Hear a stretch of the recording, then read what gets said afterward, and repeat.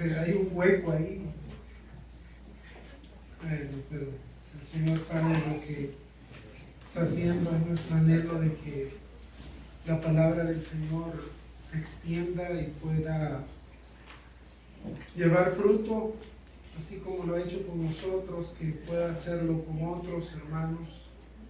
Y el esfuerzo que estamos haciendo hoy junto a la familia del hermano Jaime es para que el Señor pueda obrar en Santa Ana y en esta ciudad puedan venir muchos al conocimiento de la verdad de la palabra de Dios. Creemos que el esfuerzo vale la pena y es por eso que hemos sacrificado nuestro deseo, nuestro anhelo de estar siempre juntos por el hecho de que por un bien mayor. El bien mayor es que el Evangelio del Señor se puede extender. Hemos estado trabajando por tanto tiempo allí en Santa Ana y ya necesitamos formalizar algo así, formalizar eso. Hay un tema que en las iglesias casi nunca se toca y cuando se aborda como con pena, como con vergüenza.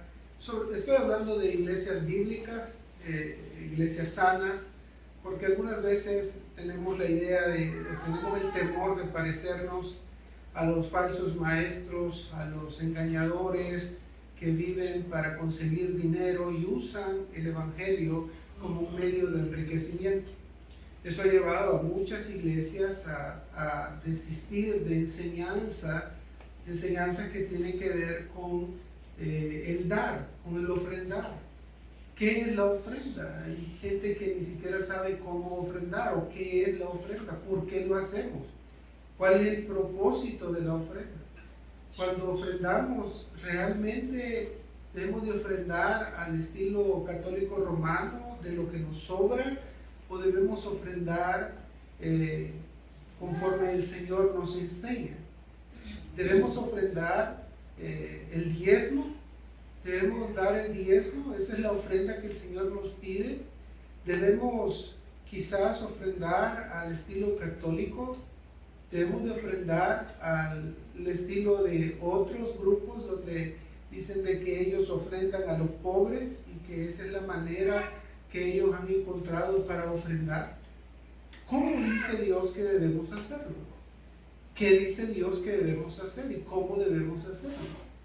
Bueno, en los próximos, debido a que el próximo domingo o los próximos domingos estaremos presentándoles el cuadro de gastos e ingresos que hemos tenido durante el año 2025, porque casi siempre lo hacemos al inicio del año. Creo oportuno también enseñar sobre lo que es la ofrenda, que realmente hay mucho vacío sobre esto. Hay gente que dice que debemos ofrendar el 10% y que eso es lo que Dios exige, y basándose en algunos pasajes del Antiguo Testamento argumentan esto. Dicen, no, es que el diezmo está antes de la ley, esto es antes de la ley y también después de la ley, porque ahora estamos bajo la gracia, pero el diezmo debe prevalecer, porque antes de la ley Abraham dio diezmos. Sí, antes de la ley también Abraham sacrificaba animales y ahora nosotros no lo hacemos. Para aquellos que argumentan que la ley, debido a que que el diezmo estaba fuera de la ley y que aún fuera de la ley se daba, y ese es su argumento para decir que ahora también debemos de ofrendar, también deberían de considerar que podríamos matar animales también como ofrenda, porque si Abraham daba diezmos antes, también él ofrecía animales antes, y no por eso nosotros lo hacemos ahora. Ahora, antes de decir cuánto debemos ofrendar, qué debemos ofrendar, debemos definir lo que es la ofrenda. Debemos definir lo que es la ofrenda cristiana específicamente. Y en 2 Corintios capítulo 8 y 9, Pablo se detiene en esta carta de agradecimiento que escribe a la iglesia de los Corintios, después de una carta que se le denomina una carta severa. Pablo se detiene a explicar lo que es la ofrenda. No es que él no haya dicho antes lo que es la ofrenda, No es que Él no haya dicho antes cómo ayudar o cómo dar en la iglesia, sino que más bien Pablo usa este momento porque es importante, y justamente este capítulo se sostiene después del regocijo de Pablo por el arrepentimiento de un ofensor. Le había ofendido de manera personal y este hombre se ha arrepentido, y Pablo le dice, bueno, ya que se ha arrepentido, yo lo perdono. Aquel que ustedes han perdonado, yo también lo perdono, y ustedes deben de procurar que este hombre no sea acabado con tanta tristeza, sino mostrarle su amor de un perdón genuino. Luego en el capítulo 8 y capítulo 9, Pablo se detiene hablando de la ofrenda para los santos, y en el capítulo 10, recuerdan, vuelve a usar sus argumentos para defender su apostolado. Él dice por qué él es un apóstol, y él dice por qué aquellos que lo acusan de ser un falso apóstol están equivocados, están tratando de tergiversar las cosas. De manera que en este capítulo 8, Pablo nos va a enseñar, en los primeros 6 versículos, Pablo nos va a enseñar 5 atributos que definen la ofrenda cristiana, que nos motivarán a ofrendar de la manera en que el Señor lo demanda, de la manera en que el Señor lo ha establecido. Vamos a leer ahí entonces, 2 Corintios capítulo 8, versículos 1 al 15. Vamos a leer porque hasta ahí llega realmente la sección, pero vamos a estudiar del 1 al 6. Dice Dios en su palabra: asimismo, hermanos, os hacemos saber la gracia de Dios que se ha dado a las iglesias de Macedonia, que en grande prueba de tribulación la abundancia de su gozo y su profunda pobreza abundaron en riquezas de su generosidad. Pues doy testimonio de que con agrado han dado conforme a sus fuerzas y aún más allá de sus fuerzas, pidiéndonos con muchos ruegos que les concediésemos el privilegio de participar en este servicio para los santos. Y no como lo esperábamos, sino que asimismo se dieron primeramente al Señor y luego a nosotros por la voluntad de Dios. De manera que exhortamos a Tito para que tal como comenzó antes, asimismo acabe también entre vosotros esta obra de gracia. Por tanto, como en todo abundáis en fe, en palabra, en ciencia, en toda solicitud y en vuestro amor para con nosotros, abundad también en esta gracia. No hablo como quien manda, sino para poner a prueba por medio de la diligencia de otros también la sinceridad del amor vuestro, porque ya conocéis la gracia de nuestro Señor Jesucristo, que por amor a vosotros se hizo pobre siendo rico, para que vosotros con su pobreza fueseis enriquecidos. Y en esto doy mi consejo, porque esto os conviene a vosotros, que comenzasteis antes, no solo a hacerlo, sino también a quererlo, desde el año pasado. Ahora pues llevad también a cabo el hacerlo, para que como estuvieseis prontos a querer, así también lo estéis en cumplir conforme a lo que tengáis. Porque si primero hay la voluntad dispuesta, será acepta según lo que uno tiene, no según lo que no tiene. Porque no digo esto para que hayas para otros holgura y para vosotros estrechez, sino para que en este tiempo con igualdad la abundancia vuestra supla la escasez de ellos, para que también la abundancia de ellos supla la necesidad vuestra, para que haya igualdad. Como está escrito, el que recogió mucho no tuvo más, y el que poco no tuvo menos. Vamos a orar. Padre, te damos gracias por este tiempo, suplicándote que nos puedas ayudar, guiar en el estudio de esta sección de tu palabra. Queremos guiar a nuestros hermanos en la forma en cómo tú defines la ofrenda. Queremos guiar a nuestros hermanos a meditar sobre la forma en cómo han hecho sus ofrendas y la forma en cómo tú les mandas que lo hagas. Ayúdanos, Señor, a poder vivir conforme a tu palabra. Reconocemos que todo lo que tenemos es tuyo, aún nuestra vida, nuestro cuerpo, aún nuestros tiempos de existencia dependen de ti, son tuyos, Señor. Un día este cuerpo que nos diste para peregrinar sobre esta tierra se acabará, terminará su función en esta tierra, nos darás un cuerpo glorificado como lo enseña tu palabra. Gracias por darnos la oportunidad, Señor, de meditar en estas verdades. Ayúdanos a honrarte en todo lo que digamos y hagamos. En el nombre de Cristo. Amén y amén. Ustedes saben que un atributo es una descripción sencilla, corta de lo que algo es, para tratar de definir lo que algo tiene, lo que una cosa algo tiene. Por ejemplo, cuando hablamos de atributos de Dios, es común referirnos a aquellas cosas que Dios ha revelado de sí mismo. Por ejemplo, Dios es amoroso, Dios es justo, Dios es santo, Dios es misericordioso, Dios es bondadoso, Dios es clemente, Dios es omnisciente, Dios es omnipresente, Dios es santo, Dios es justo.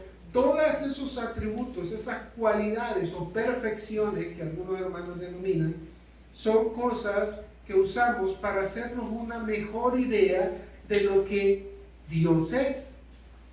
Ejemplo, cuando enfatizamos algunos de estos atributos y menoscabamos otros atributos, deformamos la idea de Dios. Por ejemplo, hay gente que exalta el amor de Dios, pero pone muy bajo la justicia de Dios. Exaltan el amor de Dios, pero no su justicia.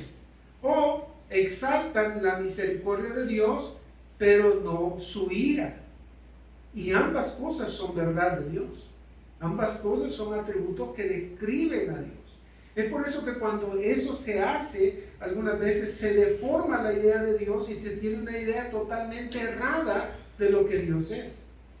Y lo mismo pasa en esta sección. Pablo nos va a describir la forma en cómo él ha visto que una iglesia que ha sido fiel, un grupo de iglesias que han sido fieles en sus ofrendas, y para mostrarles cuánto es la fidelidad de estas iglesias, pasa a describirlas dando ciertos atributos o ciertos conceptos de lo que ha sido la forma en que ellos han ofrendado. Por supuesto, esa ofrenda de ellos es una ofrenda para ayuda a otra iglesia y no tanto una ofrenda para el sostenimiento de la iglesia. Se entiende de que la iglesia era sostenible o se sostenía por las contribuciones de todos. Y eso Pablo lo ha dejado muy claro en 1 Corintios capítulo 16, cuando él dice explícitamente en cuanto a la ofrenda para los santos, hacer vosotros también de la manera que ordené o que mandé en las iglesias de Galacia. Cada primer día de la semana, cada uno de vosotros ponga aparte algo según haya prosperado, guardándolo para que cuando llegue no se recojan entonces ofrendas. Note, cada primer día nos da la idea de cómo es la frecuencia en que ellos ofrendaban. Y luego dice, aparte algo según haya prosperado. O sea, no les dice den lo que no tienen, sino según Dios los haya prosperado. Y en el capítulo 9 de 2 de Corintios les dice, pero esto digo, el que siembra escasamente,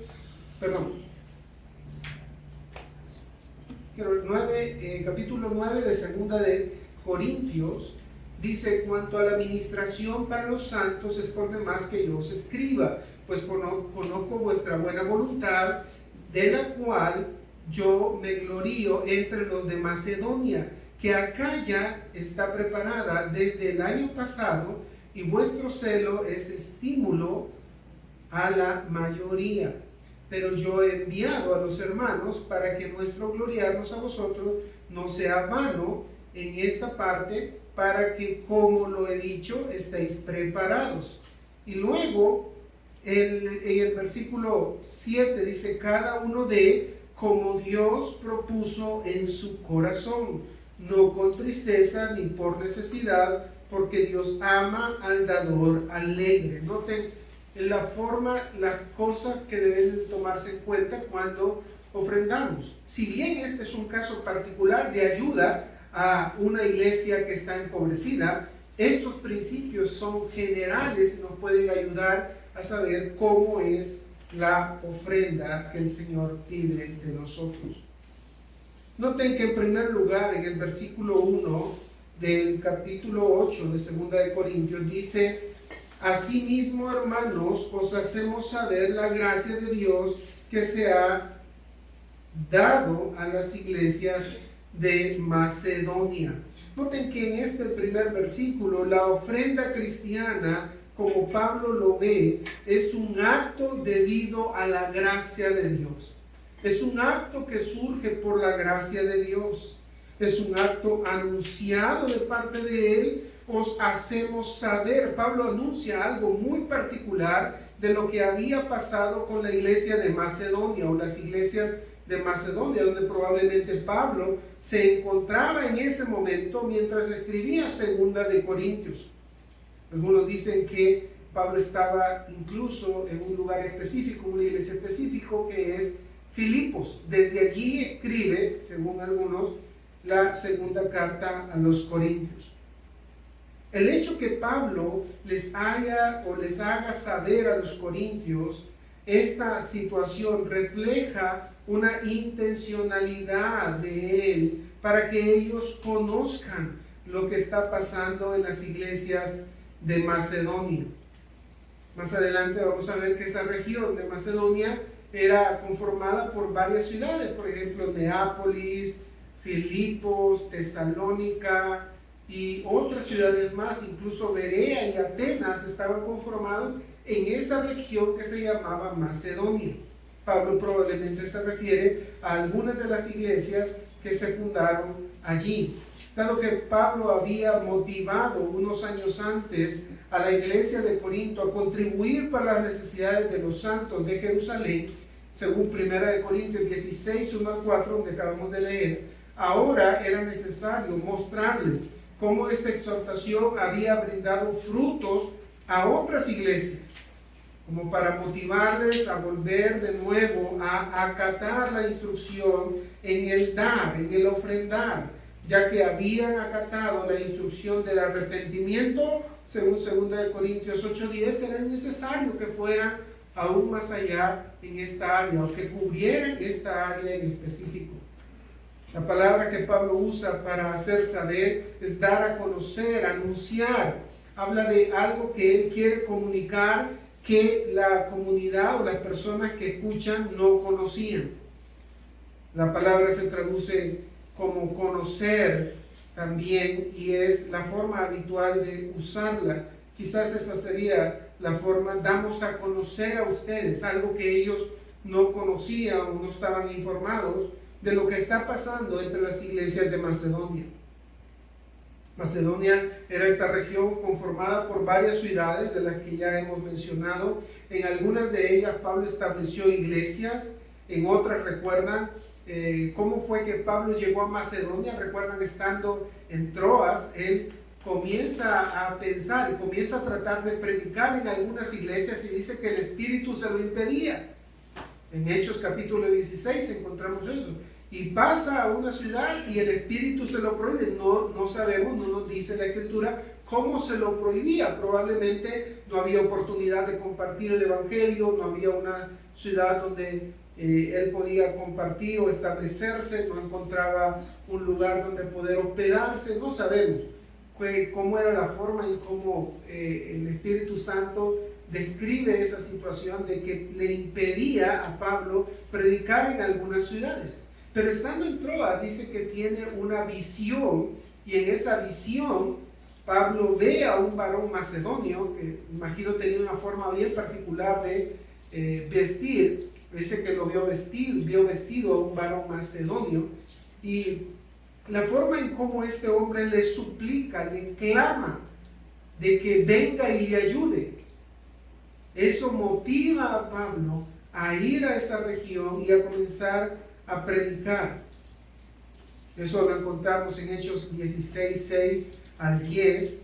Macedonia entonces era esta región que albergaba a estas ciudades: Neápolis, Anfípolis, Tesalónica, Filipo, Berea, incluso en la misma Atenas, donde Pablo tuvo un encuentro muy fuerte con esos hombres. Y en casi todas estas ciudades, ustedes recuerdan que cuando se armó un gran revoluto, en Filipos, por ejemplo, Pablo estuvo preso por predicar el evangelio, ¿recuerdan? Y Pablo se hizo allí se puso los moños, y cuando lo quisieron liberar después de haberlo azotado, les dijo: y así sin más ustedes me van a liberar después de haber azotado a un ciudadano romano. Eso constituía lo suficiente para que la ciudad pudiera ser invadida por los ejércitos romanos, porque él era un ciudadano romano y ellos lo habían azotado. Y es por eso que les da gran temor, y se acuerdan, lo sacan y lo van a sacar los magistrados y le dicen que por favor se vaya de esas regiones, que no quieren tener ellos problemas con él. Pero en otras regiones no fue así. Por ejemplo, en Tesalónica, ¿recuerdan? A él lo arrastran, lo apedrean, ¿sí? E incluso a uno de aquellos que había creído en el evangelio lo meten preso junto a otros y les comienzan a sacar dinero, les ponen multas por haber hecho eso. Ustedes recuerdan, y probablemente eso se debió a que muchos de ellos quedaron en la pobreza después de pagar fianzas exorbitantes como para hacerlos desistir de predicar el evangelio. Lo cierto era que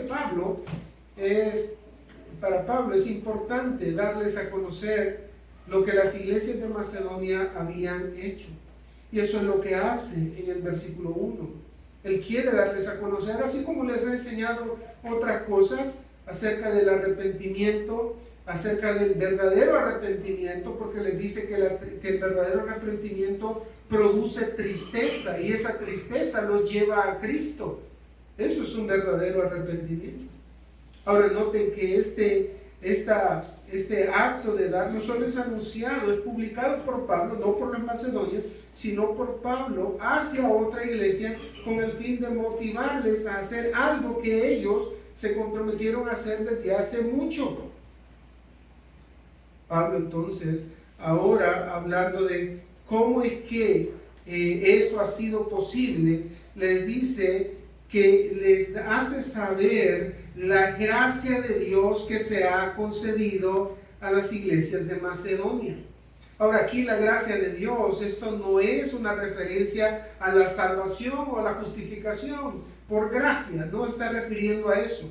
Pues la iglesia ya era salva y no se habla de la conversión de los macedonios en el contexto, pero sí de las ofrendas que ellos, los macedonios, habían dado, y que es a lo que exhorta Pablo a Tito para que vaya y acabe la obra de gracia que había comenzado hace algunos años. Noten que Pablo se refiere a las ofrendas como fruto de la gracia de Dios, como un efecto de la gracia de Dios. Es la gracia de Dios lo que impulsa a compartir los bienes a los macedonios. No se dice quién ha dado esa gracia, pero es obvio que cualquier dádiva recibida de Dios para con los seres humanos es una gracia de la bondadosa mano y misericordiosa de Dios. Aquí es seguro que la gracia de Dios hace referencia al privilegio de ayudar a los otros santos que padecen necesidad. Un comentarista llamado Simón Kistemaker, hablando sobre esto, dice: en sus cartas a la iglesia en Corinto, con frecuencia Pablo usa la frase la gracia de Dios, con variantes. La frase tiene varios significados dependiendo del contexto en el cual se usa. Y aquí el escenario indica que Pablo se está refiriendo no a la gracia salvadora de Dios, sino a la consecuencia de esa gracia. Para ser preciso, dice Kistemaker, él tiene en mente la voluntad de los recipientes de la gracia de Dios para dar generosamente para el alivio de las necesidades físicas de los santos. Un ejemplo claro de este efecto de alguien que ha sido transformado fue la actitud de Zaqueo. ¿Recuerdan Zaqueo? Zaqueo, que se encuentra en la historia en Lucas 19 del 1 al 10, aquel hombre publicano, cobrador de impuestos y rico, a quien Jesús vino a buscar a la ciudad y a quien Jesús le dice que le era necesario cenar con él. Este hombre, después de haber convivido, después de haber estado un tiempo con Jesús, de haberlo escuchado y probablemente, obviamente, después de haber sido transformado por la palabra de Dios y haber venido a la conversión y haber sido salvado en estas horas, este hombre se pone de pie, recuerdan, y dice que anuncia a todos y le dice: Señor, a todos los pobres estoy dispuesto a dar la mitad de mis bienes. Y no solo eso, sino que aquel que haya yo agraviado o le haya tomado algo, estoy dispuesto a devolvérselo cuadruplicado. ¿Se acuerdan? Eso era algo muy serio, ¿no? Dar la mitad de sus bienes a los pobres, sin qué ni para qué, para un hombre de ese calibre, para un hombre en esas alturas donde se manejaba mucho dinero, era algo loable. Y noten que Jesús no se lo pide. Jesús no le está pidiendo eso. Sin embargo, cuando Jesús lo escucha, no lo detiene, sino más bien lo alaba y le dice: este hombre, hoy ha venido la salvación a esta casa, porque este hombre también es hijo de Abraham. Es alguien que vive por fe, es alguien que ha nacido de nuevo, es alguien que ha conocido la gracia de Dios y que está actuando, dando frutos dignos de arrepentimiento. Eso es lo que también Juan el Bautista exige a aquellos que le preguntan: Maestro, ¿qué haremos? ¿Nosotros qué haremos?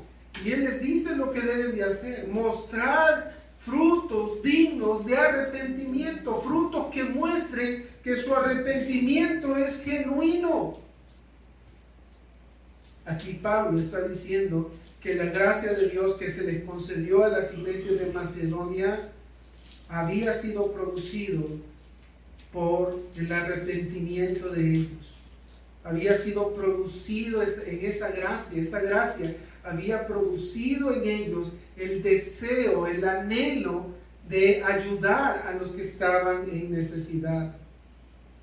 Una de las maravillas que experimentamos cuando somos objetos de la gracia de Dios es que somos movidos a dar de gracia también. Somos movidos a la misericordia y a hacer bien a aquellos que están afligidos. Somos movidos a tener compasión, a tener empatía con aquellos, una palabra que no me gusta, pero no hay una forma mejor de decirlo, a tener identificación con aquellos que sufren. No es posible que digamos que somos de la gracia de Dios y que hemos experimentado la gracia de Dios y ser indiferentes ante aquellos que sufren o aquellos que están angustiados o afligidos. No es posible decir que somos objeto de la gracia de Dios y ser indiferentes a la angustia, al dolor, a la aflicción de otros creyentes.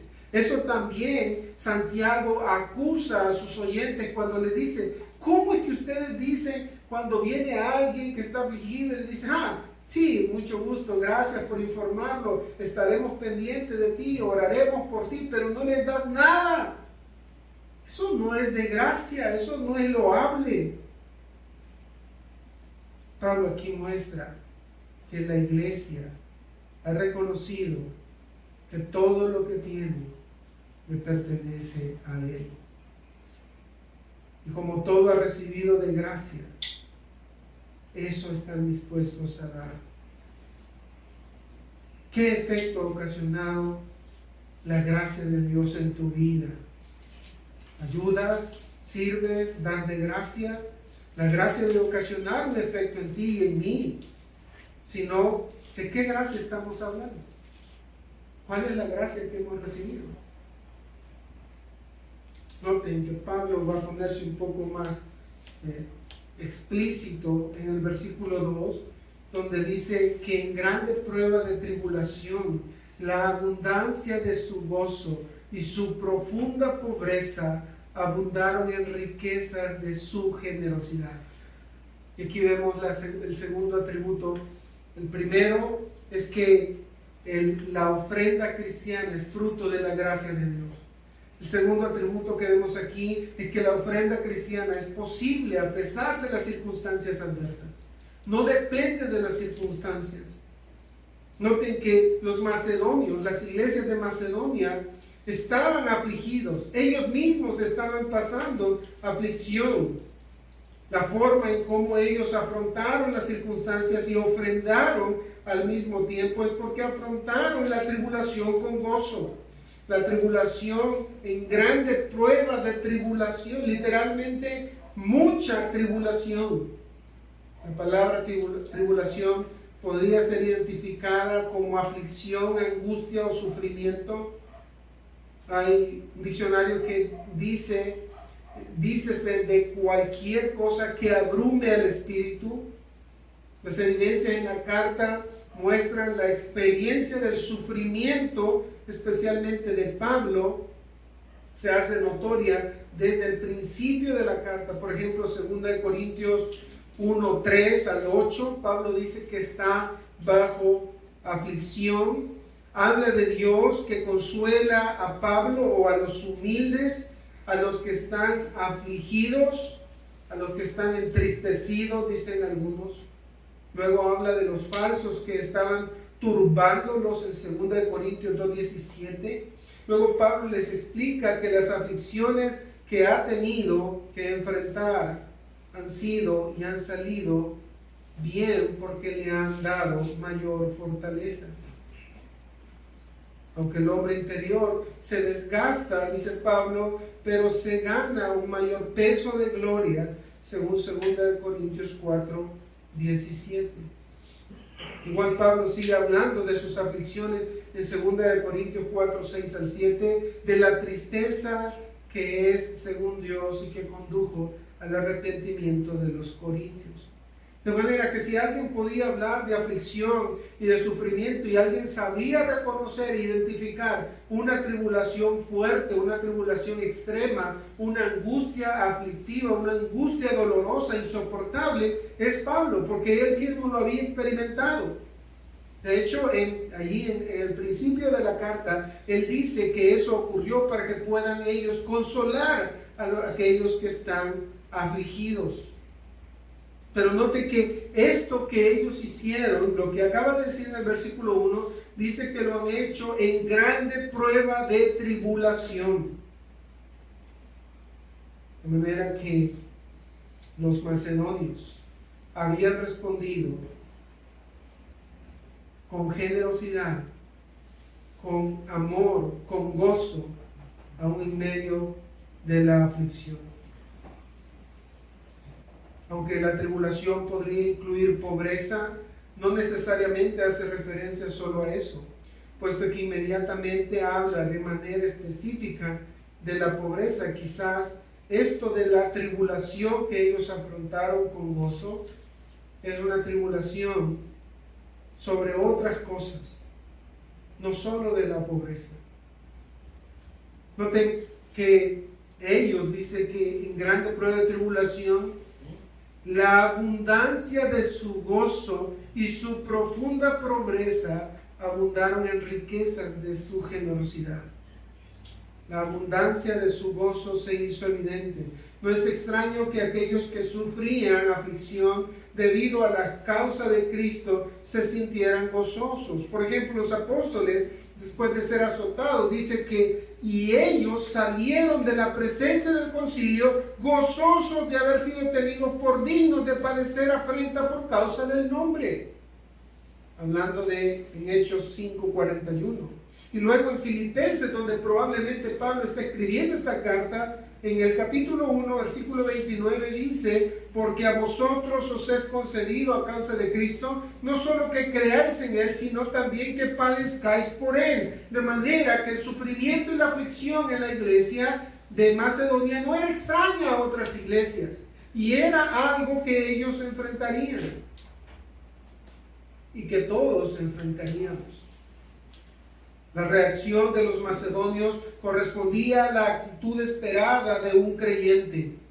Por supuesto, eso no significa que las aflicciones no duelan y que debamos de hacer el ojo pacho al dolor, a la angustia, a la tristeza. Sin embargo, la reacción a largo plazo es de regocijo, es de gozo, porque sabemos que si algo sufrimos a causa de Cristo, si algo sufrimos debido a hacer las cosas que a Cristo le agradan, eso traerá más gloria a su nombre. Pedro también, en el capítulo 5 de su primera carta, el versículo 10, dice: mas el Dios de toda gracia, que nos llamó a su gloria eterna en Jesucristo, después que hayáis padecido un poco de tiempo, Él mismo os perfeccione, afirme, fortalezca y establezca. De manera que esas cosas que vamos a disfrutar son provistas por medio o en medio de la aflicción. Ellos afrontaron la aflicción con gozo. Ellos afrontaron la aflicción con el gozo de saber que Dios estaba obrando en ellos y por medio de ellos. Noten que afrontaron también la pobreza con generosidad. Así como afrontaron la tribulación, la angustia y la aflicción con gozo, también afrontaron la pobreza con generosidad. Esto es inconcebible para la mente natural. Una persona, un inconverso, no entendería esto. ¿Cómo? Si estás sufriendo, no tenés nada. ¿Y cómo es posible que vas a dar y vas a ayudar a otros? Hombre, primero quererte a vos mismo. Eso es lo que dicen, ¿no? Nos vemos allí que dice que y su profunda pobreza. Ya la palabra pobreza encierra expresiones sinónimas como miseria, mendicidad, desvalimiento. La misma palabra que se usa en Mateo 5:3, hablando de los pobres de espíritu, que son bienaventurados. Y en 2 Corintios 6:10, Pablo dice que él y los suyos viven como pobres, más enriqueciendo a muchos. Es la forma de vida que el Señor manifestó en favor de los suyos cuando dice que no tuvo nada ni siquiera para recostar su cabeza. Luego en Jerusalén, los que estaban padeciendo necesidad y a quienes los de Macedonia querían ayudar eran igual que ellos de pobres, según Gálatas 2:10. De manera que ellos están afligidos por muchas cosas, pero también afligidos por la falta de dinero. La mejor traducción de la palabra pobreza, entonces, teniendo en cuenta de lo que hablamos y de la expresión que Pablo usa para aumentar o resaltar esa palabra pobreza de profunda, habla de unas personas que no tenían mucho, más bien no tenían nada, solo lo del día a día. O sea, trabajaban hoy y ganaban hoy para comer mañana. Y algunas veces trabajaban hoy para comer hoy. Tenían solo lo necesario. Es por eso que Pablo, más bien en la Escritura, en el Antiguo Testamento, acusa muy fuerte a aquellos que retienen la paga del salario de un esclavo. No, no puedes hacer eso. Y está penado muy fuerte eso. El hecho de no quitarle la capa, por ejemplo, si alguien empeñaba la capa y yo decidía retenerla, era la única cosa que tenía para cubrirse en la noche fría. Si eso es crueldad, tú no puedes hacer eso. Noten que ellos entonces están en una condición, como diría un expresidente, paupérrima.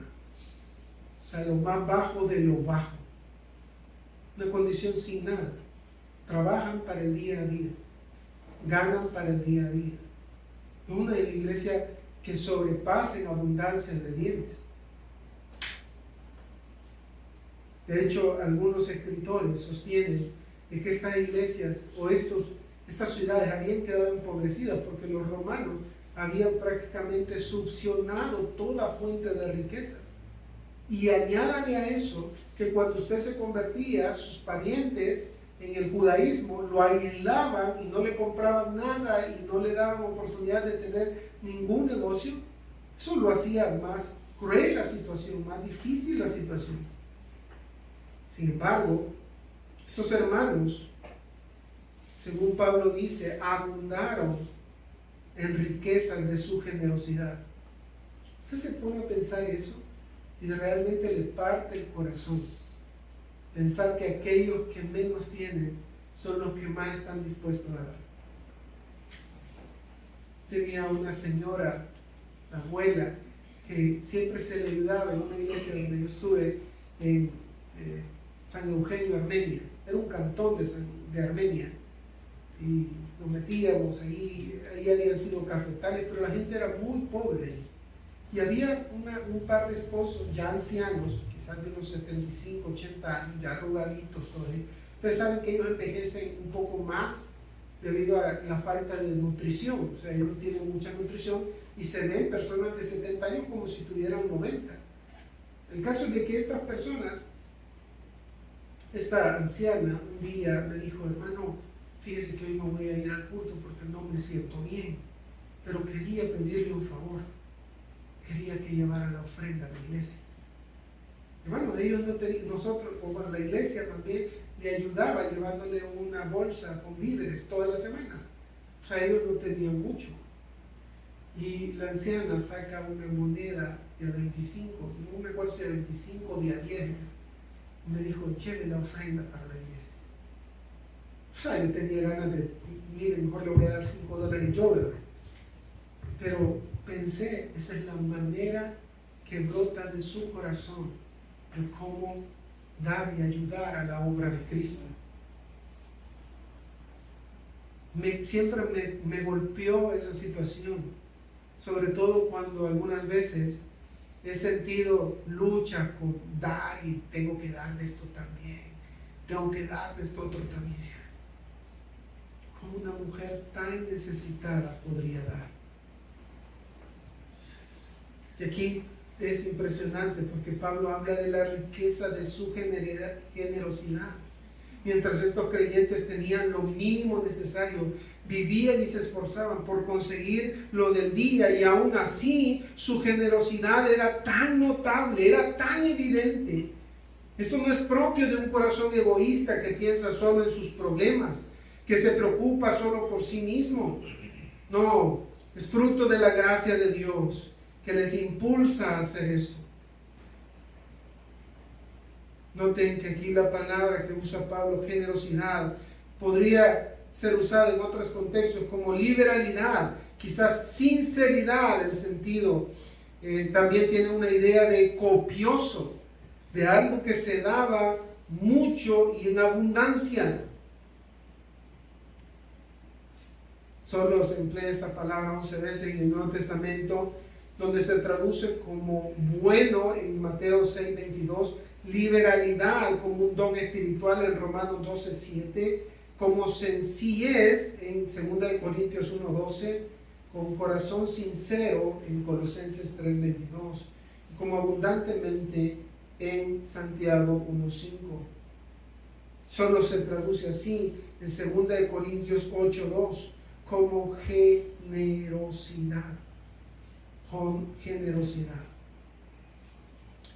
Y pensando en esto, me acordaba en las escrituras de que en Lucas 21, 1 al 4, registra un suceso muy interesante. Dice así: levantando los ojos, Jesús vio a los ricos que echaban sus ofrendas en el arca de las ofrendas, y vio también a una viuda muy pobre que echaba allí 2 blancas, 2 moneditas, las más insignificantes.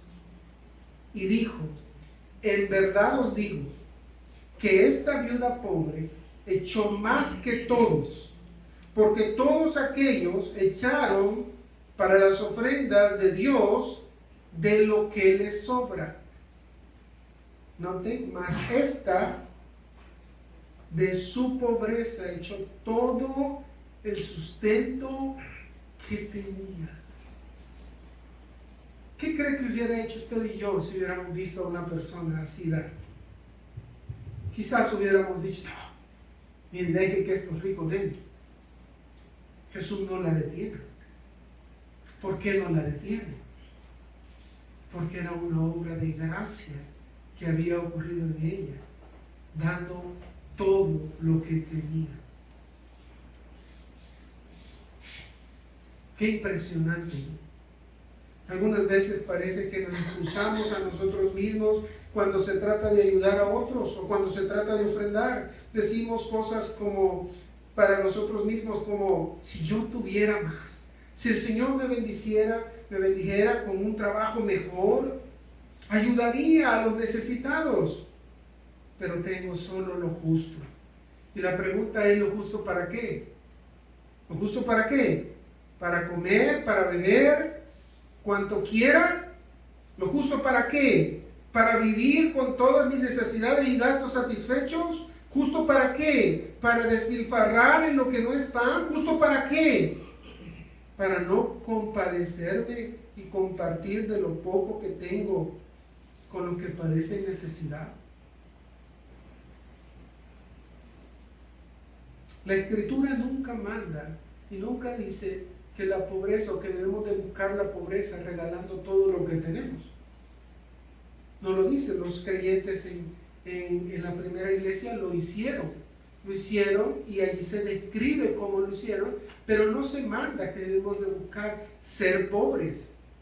Sin embargo, si hay una advertencia para aquellos que quieren enriquecerse, y si hay una advertencia para los ricos de este mundo, ¿se acuerdan?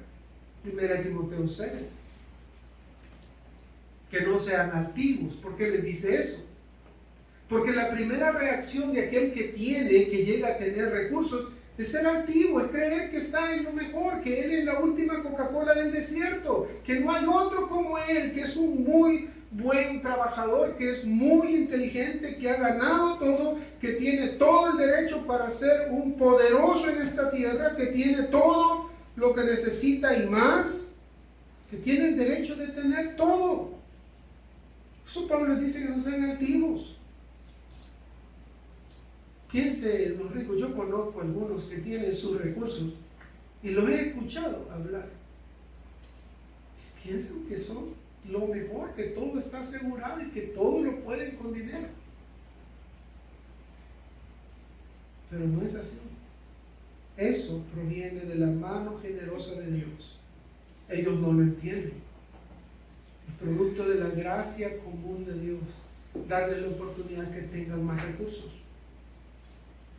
Sin embargo, eso no es el indicio de que estamos bien con el Señor. Tener todas las cosas satisfechas no significa que estamos bien con el Señor. Tener riquezas no es una marca que indique que tengo bienestar espiritual, una buena relación con Dios. Hay que mirar, yo como soy bien obediente al Señor, el Señor por eso me bendice a mí mucho. No es una marca. Algunas veces el dinero puede ser para perdición también. Los fariseos creían que en cuanto más tenían, más cerca estaban de Dios, y era porque Dios más los bendecía. Algunos creyentes llegan a pensar eso. Pero aquí tenemos a personas humildes que están padeciendo aflicciones, que no tienen mucho, que están sumidos en una tremenda necesidad y aún así son ricos en su generosidad para ayudar y compadecerse de aquellos que están padeciendo necesidad. Son ricos en abundar en obras de manera que aquellos que están afligidos puedan ser socorridos, puedan ser consolados y puedan ser aliviados de sus aflicciones. Aquí tenemos a aquellos que, como el Señor Jesucristo, siendo rico, se hizo pobre para enriquecerlos. Noten, en el versículo 3, Pablo dice: pues doy testimonio de que con agrado han dado conforme a sus fuerzas y aún más allá de sus fuerzas. La ofrenda cristiana es un privilegio voluntario. Noten que nadie los obliga. Pablo no les obligó a ellos. les instruyó a ellos, pero no les obliga. Doy testimonio de que con agrado han dado conforme a sus fuerzas y aún más allá de sus fuerzas, pidiéndonos con muchos ruegos que les concediésemos el privilegio de participar en este servicio a los santos. Es un privilegio que conlleva un sobreesfuerzo. Noten, la ofrenda cristiana es un privilegio voluntario, un privilegio que conlleva un sobreesfuerzo. Yo debería de esforzarme más, ellos se están esforzando más, tienen solo lo justo y necesario para el día, pero se esfuerzan un poco más con el fin de ayudar a aquellos que están padeciendo necesidad, porque comprenden que esa necesidad no solo les compete a ellos, sino les apremia también a ellos, porque son parte del mismo cuerpo. Con agrado dieron más allá, por encima, más allá de sus fuerzas, se esforzaron sobremanera, hicieron un trabajo extra para poder dar. Han visto el dar como un privilegio, pidiéndonos, dice Pablo, confirmada con muchos ruegos. La palabra aquí suplicar habla de que le están pidiendo de manera constante, continua. Les están pidiendo con muchos ruegos que les permitan el dar. Suplicándonos, podría ser una mejor traducción, suplicándonos día a día, constantemente, de manera incesante, de manera hasta molesta. Permítenos, Pablo, dar. Probablemente al principio Pablo se negó y dijo, no, ¿cómo van a dar ustedes si ustedes apenas le alcanza para vivir el día a día? No, Pablo, pero queremos dar. Pablo, por favor, hombre, déjanos dar, queremos dar a los hermanos de allá que están padeciendo. No, ¿cómo se le ocurre si apenas van para comprar los 3 frijoles para el día y cómo le voy a decir que ofrenden ustedes, que ofrenden otros? No, pero dice que ellos lo importunaron, fueron insistentes. Ellos querían ser partícipes. Pregúntese por qué alguien que está en esa necesidad, en esa condición, desearía ayudar, así como ellos lo están haciendo. Ellos querían participar con ellos en esta contribución. Ellos querían contribuir a las necesidades de los hermanos en Jerusalén. Porque toda esta colecta que se está haciendo es debido a la necesidad que se ha escuchado que hay en las iglesias de Jerusalén. Y Pablo les dice, les ha dicho a otras, a las iglesias de Galacia, les ha dicho a estas iglesias, quizás Filipos atiende el llamado, porque cuando leemos Filipos, Pablo dice que los filipenses fueron los únicos que comenzaron a ayudar para sostener el ministerio de Pablo. Pero los de Macedonia, todos en general, Tesalónica, imagino Pablo diciendo, no, ustedes no, realmente no. No, pero Pablo, ¿cómo nos va a hacer eso? ¿Cómo nos va a dejar sin participar, sin contribuir a esta ayuda a nuestros hermanos que están padeciendo necesidad? Piense de dónde viene eso. Hay una identificación de ellos en el cuerpo de Cristo. Y el dolor de aquellos es su dolor. La necesidad de ellos es su necesidad. Por lo menos nosotros tenemos lo mínimo para comer todos los días, pero aquellos no tienen ni siquiera eso. Entonces hagamos esto, comamos menos y vamos a ayudar a estos hermanos. Y hermano, eso no es algo de otro mundo que ocurre en las iglesias cristianas. Hay muchos ejemplos de iglesias cristianas que aún siendo pobres han donado para las necesidades de otros. Ayer leía algunas cosas allí y me quedé hasta llorando en el momento que leía que una iglesia muy pobre, muy afligida, tuvieron que, había unos hermanos que hasta habían dado una gallina diciendo, bueno, esta gallina es la que nos da huevos a nosotros, pero la vamos a donar porque los hermanos allá están en mayor aflicción que nosotros. Algunos donaron cosas como alimentos, cosas básicas que tenían para su consumo. Y racionaron su ingesta con el objetivo de ayudar a otros. ¿Por qué? Porque se ven como parte del cuerpo de Cristo. Porque no se ven como aquellos que piensan, bueno, ese es su problema, el Señor no lo ha bendecido a él, a mí sí. Yo porque soy obediente, por eso me ha bendecido. No piensan así. La aflicción de ellos es la aflicción. La aflicción de los hermanos en Jerusalén es la aflicción de ellos. Vean el versículo 5. Dice, y no como lo esperábamos, sino que asimismo se dieron primeramente al Señor y luego a nosotros por la voluntad de Dios. De manera que exhortamos a Tito para que tal como comenzó antes, asimismo acabe también entre vosotros esta obra de gracia. La ofrenda cristiana es una entrega al Señor primeramente. Una entrega no esperada. Pablo dice que no esperaba esa entrega de ellos. Quizá Pablo al acceder a que la iglesia pudiera participar o contribuir en los necesitados de Jerusalén, les abrió la puerta y la oportunidad. Y Pablo pensó, quizás van a ayudar con un poquito, quizás van a donar algunas cosas, van a donar algunos bienes. Pero cuando ve la forma en cómo ellos reaccionan y la forma en cómo se esfuerzan a traer aquello, dice Pablo, estoy sorprendido. ¿Por qué? No como lo esperábamos. Esperábamos poco, pero ellos han dado mucho más de lo que esperábamos. Uno se puede sorprender lo que puede hacer Dios obrando con un corazón diligente, temeroso, que ama a Dios primero y ama en consecuencia a sus hermanos.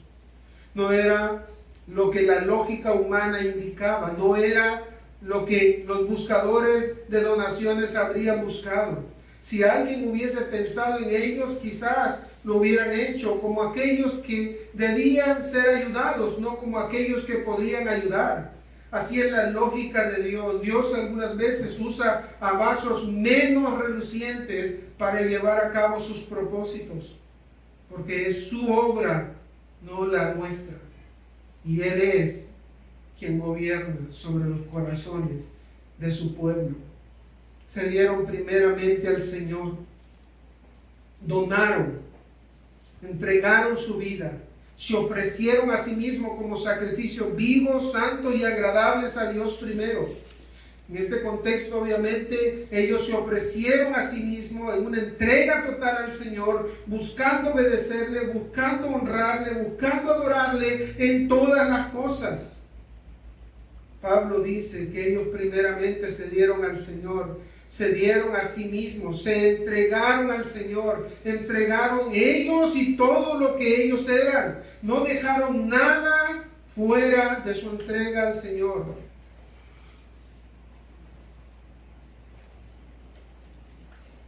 Se ponen a pensar una mujer pobre que tiene un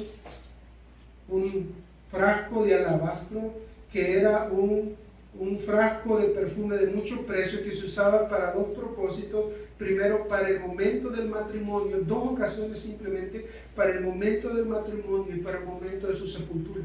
Esta mujer quiebra ese alabastro, lo presenta, riega el perfume en los pies de Jesús y enjuga los pies de Jesús con sus cabellos, llorando. Algunos dicen que era María Magdalena, realmente es difícil saberlo. Pero lo cierto es que esta mujer había mostrado tal devoción a Jesús y Jesús no la detiene.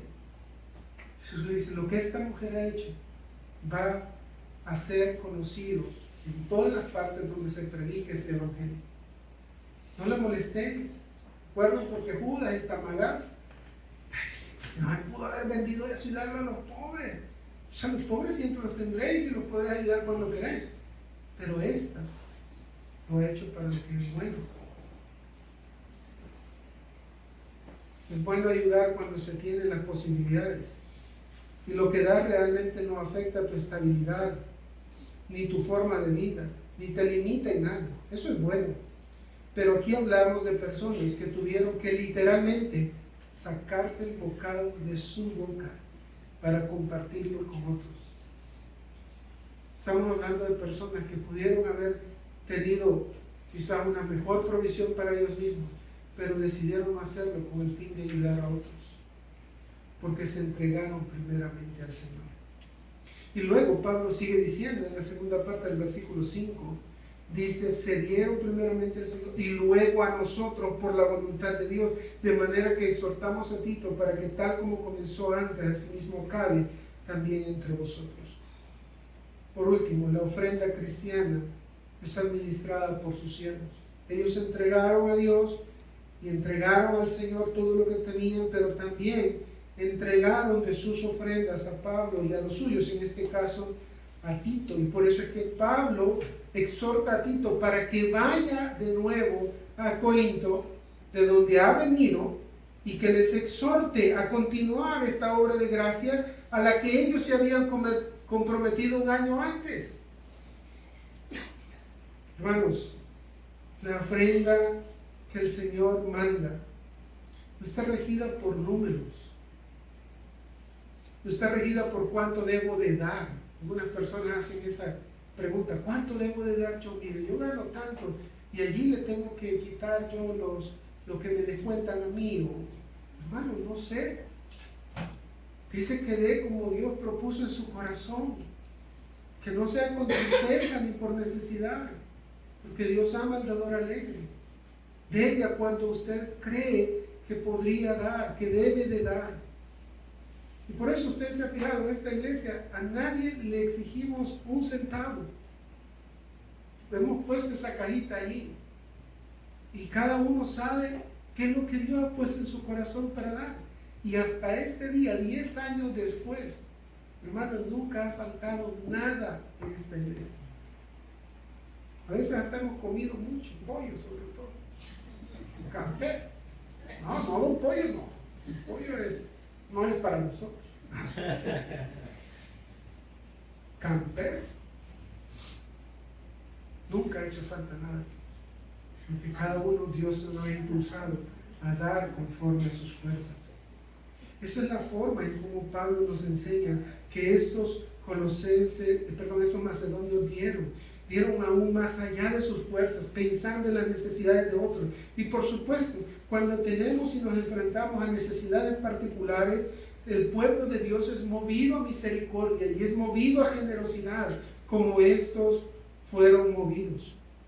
Los problemas de la iglesia de los Corintios habían frenado aquella intención que habían tenido de ayudar. Ahora Pablo les exhorta a Tito a que vaya y les recuerde que ellos habían hecho un compromiso desde antes, y que se acuerde que ese compromiso sigue vigente y que lo hagan, que lo lleven a cabo, no porque él quiera dinero. Noten, aquí Pablo no va a recibir, como digamos, ni un cinquillo de esto.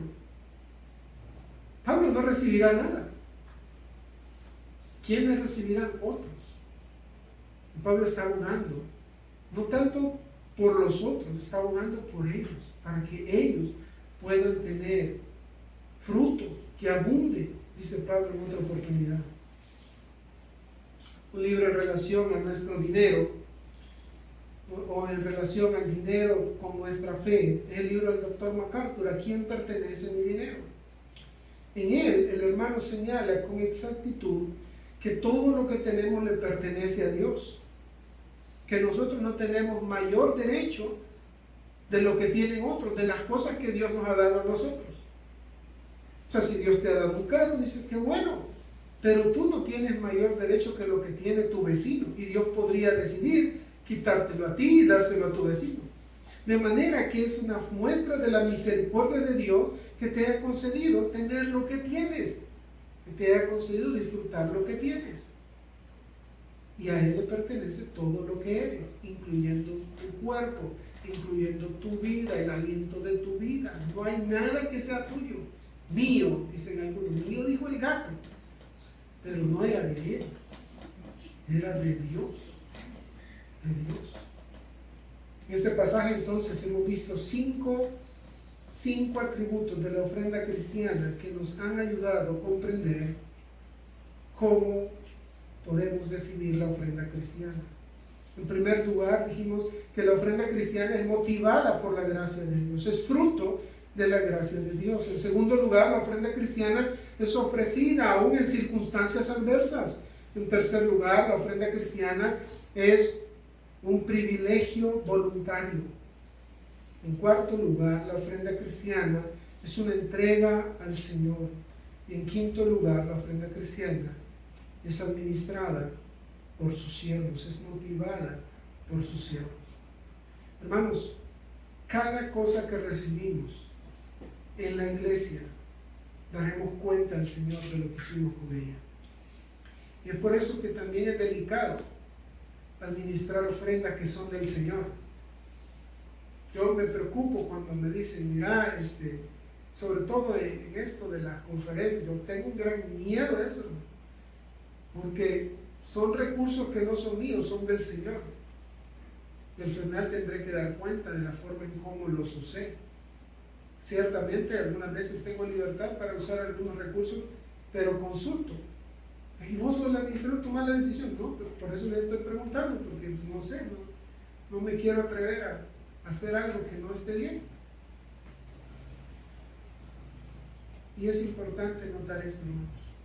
Nuestras ofrendas no deben ser una carga para el pueblo y tampoco no debe ser una fuente de avaricia para los pastores. Ustedes saben, las ofrendas se han vuelto una fuente de avaricia para algunos pastores, y en algunas iglesias la práctica del diezmo, donde el diezmo se da para sostener al pastor, provoca que el pastor predique de acuerdo a cómo da el mayor donador. O sea, el mayor donador arruga la cara cuando está predicando, pues ya no predico de eso porque a este hermano le va a molestar y me va a dejar sin el salario de este mes. Gracias a Dios aquí no tenemos eso, hermanos. Y la iglesia nuestra no nos sostiene a los pastores o a los predicadores aquí o a los que enseñamos. No tenemos recursos para nosotros. Nosotros ofrendamos también como ustedes y servimos también como ustedes lo hacen, porque entendemos que la iglesia es del Señor y que nosotros como ustedes somos sus siervos. Por eso ofrendamos al Señor con alegría, con amor, con dadivosidad, sabiendo que del Señor es todo lo que tenemos y somos. Vamos a orar, hermanos. Padre, gracias por este tiempo, gracias por permitirnos meditar en tu palabra, contemplar tu belleza y tu bondad, la manera en cómo ofrendamos. Guíanos, Señor, para poder ser diligentes y que nuestras ofrendas sean agradables delante de ti, que no sean una carga, que no sea un obstáculo para nosotros, sino una fuente de alegría, sabiendo que estamos contribuyendo a la extensión de tu evangelio. Te agradecemos pues en el nombre de Cristo. Amén.